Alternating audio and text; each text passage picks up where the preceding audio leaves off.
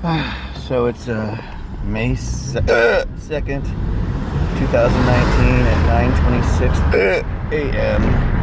This started about 10:14 last night, right when we were going to bed.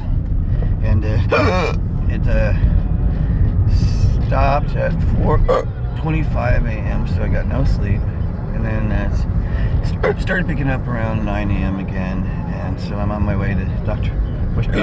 Wishingrad's office for an appointment to see what our next steps are. This is actually kind of mild, but it's starting to build up again.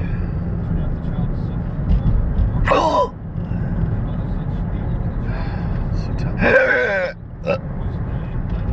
When there's burps, that means that my sphincter is open in my stomach, which is a problem for regurgitation, acid reflux, and the sphincter has been damaged.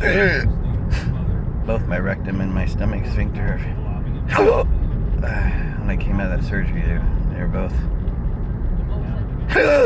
very erratic. Well,